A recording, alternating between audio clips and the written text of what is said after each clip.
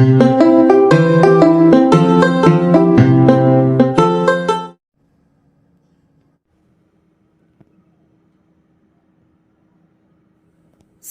hər vaxtınız xeyir olsun, əziz və dəyərli izləyicilərim.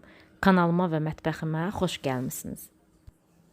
Bugün böyük ölçülü, ağızda əriyən, çox ləzzətli və yumuşaq ballı tortun hazırlanmasını sizlərlə paylaşıram.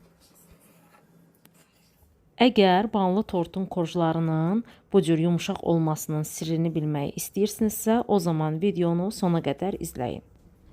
Keçək hazırlanmasına. Tortu hazırlayacağım qaba 4 yumurta, 1 stəkan yarım şəkər tozu əlavə edirəm. Stəkan ölçüm 200 ml-dir və yaxşı qarışdırıb ocağın aşağı xodunda şəkər əriyənə qədər qarışdırıram. Sonra üzərinə 2 xörək qaşığı bal və 130 qram kərə yağ əlavə edirəm. Onu da nəzərinizə çatdırım ki, qarışdırmağı qətiyyən dayandırmıram, yoxsa içindəki yumurtalar bişib topaqlaşar.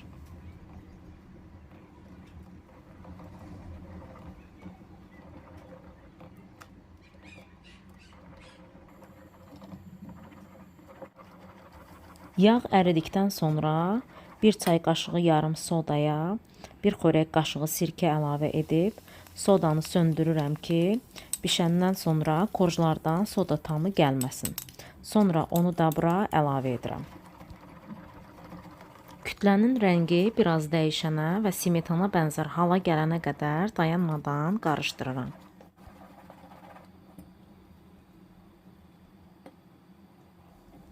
Baxın, artıq kütlə bu cür olduqda ocağı söndürürəm və üzərinə 200 ml stəkanla 4 stəkan ələnmiş un əlavə edirəm. Qarışdırmaq rahat olsun deyə unu hissə əlavə edirəm. Una əvvəlcədən 1 paket vanil və 1 çimdik duz əlavə etmişəm.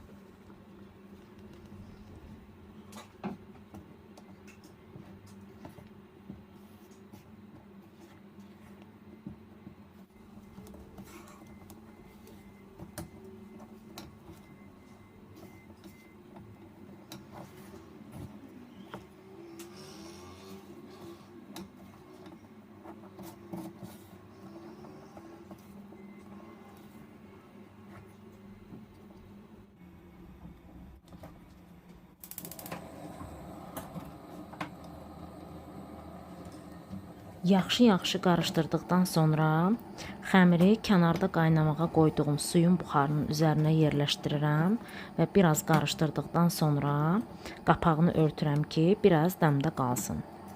Belə etdikdə həm xəmir elastikləşir, rahat toparlanır və həm də rəngi təbii karamel rəngində olur. Xəmir təxminən 15-20 dəqiqə müddətinə su buxarında qalmalıdır və ara bir mütləq qarışdırmaq lazımdır. 2-3 dəqiqə keçdikdən sonra qapağı açıb yenidən qarışdırıram. Və artıq gördüyünüz kimi xəmir rahatlıqla toparlanır və elastikləşib.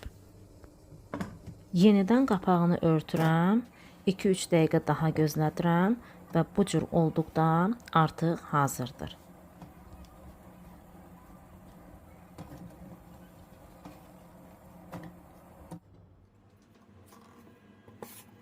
Xəmirin ilk istiliyi keçəndən sonra masanın üzərinə qoyub, üzərinə biraz un səpib, əlimlə forma verib kündələrə bölürəm.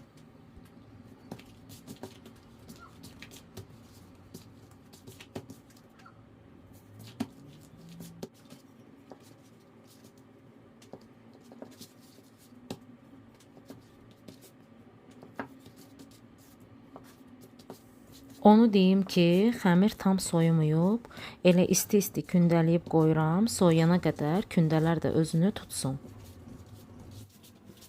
Ümumilikdə 9 kündə alındı, kündələrin üzərini salfanla örtüb qoyuram kənara. Zavarnoy kremi hazırlamaq üçün əvvəlcə qazana 500 ml süd əlavə edirəm. Üzərinə 1 stəkanın başından 1 barmaq aşağı şəkər tozu, 1 yumurta, 1 paket vanil, 2 xörək qaşığı un, 2 xörək qaşığı qarğıdan nişastası və yarım çay qaşığından biraz az duz əlavə edib ocağın aşağı odunda qarışdıra-qarışdıra bişirirəm. Mütləq dayanmadan qarışdırmaq lazımdır ki, topaqlanmasın.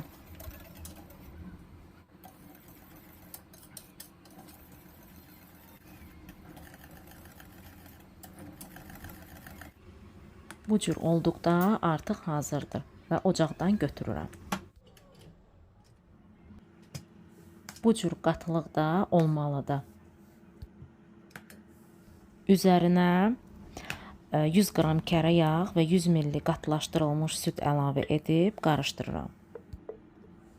Videonu izləyən əziz izləyicilərim, kanalıma abunə olub bildiriş zəngini aktiv etməyi, bəyənib yaxınlarınızla paylaşmağı unutmayın.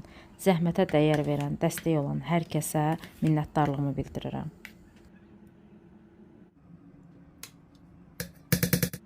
Üzəri qaysaqlanmasın deyə salafanla örtüb qoyuram soymağa. Artıq kündələr də soyub və özlərini tutub, masanın üzərinə biraz un səpib, ilk kündədən başlayaraq kündələri yayıram. Kündələri yuxa qalınlığında yayıram.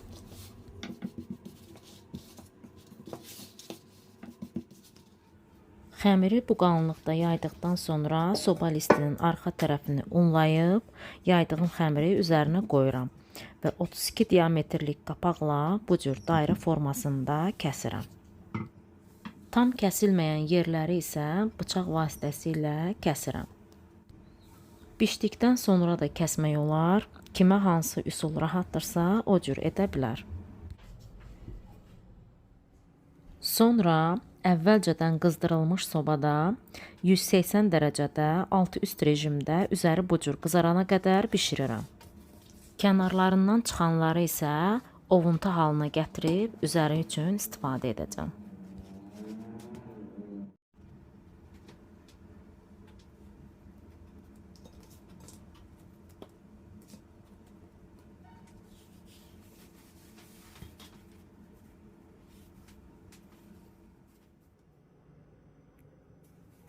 Artıq korjların hamısı bişib və tam soyuyub. Baxın, gördüyünüz kimi heç bir quruluq yoxdur. Eyni ilə tort dükanlarında satılan korjlar kimi yumuşaqdır.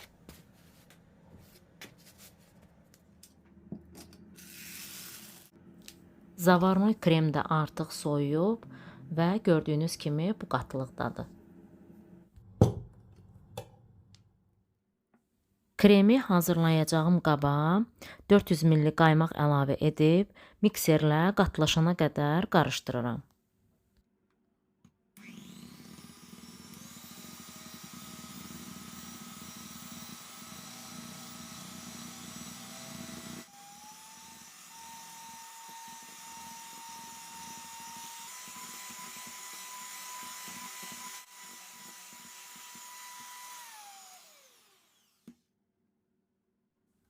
Bu cür qatlaşandan sonra zavarnoyu hissə-hissə üzərinə əlavə edib mikserlə yenə qarışdırıram.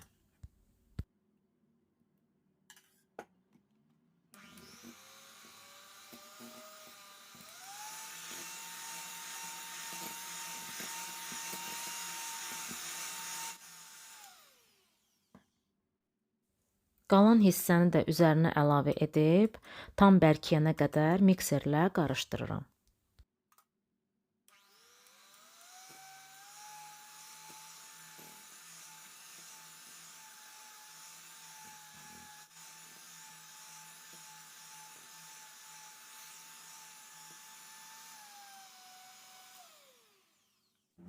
Bu cür olduqda artıq hazırdır.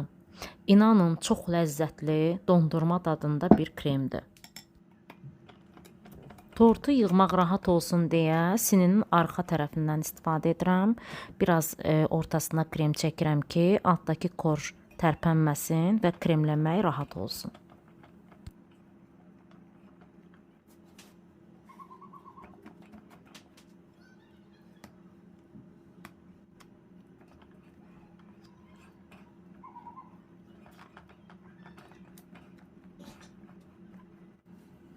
Korjları bu cür kremləyirəm.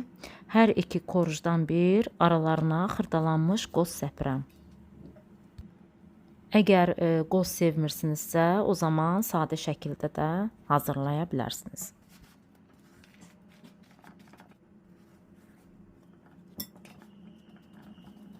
Sonuncu korju da üzərinə qoyduqdan sonra tortun hər tərəfini bu cür hamarlayıram.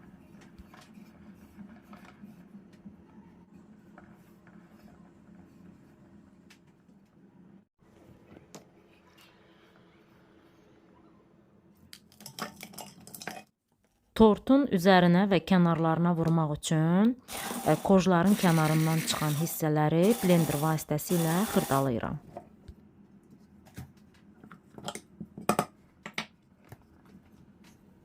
Bir hissəsini tortun üzərinə bu cür səpirəm, qalan hissəni isə tortun kənarlarına vururam. Tortun diametri 32 santimetrdir. Üzərinə bəzək vermək üçün düşbərə kəsəni yerləşdirib şəkər pudrası səpirəm. İnanın, günlərlə qalsa belə yenə də yumuşaq olur. Əvvəlcə 2-3 saat otaq temperaturunda, sonra isə soyuducuda saxlayıram. 5-6 saat soyuducuda qaldıqdan sonra kəsib servis edirəm.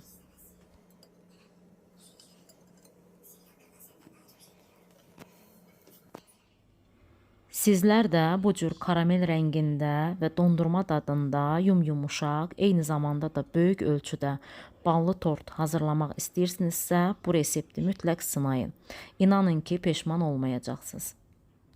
Allah hər kəsə bol ruzi bərəkət nəsib etsin. Sizlər də hazırlayın, nuş edin, göz haqqınızı halal edin. Videonu bəyənməyi və fikirlərinizi rəylərdə mənimlə bölüşməyi unutmayın. Sağ olun, sağlıqla qalın.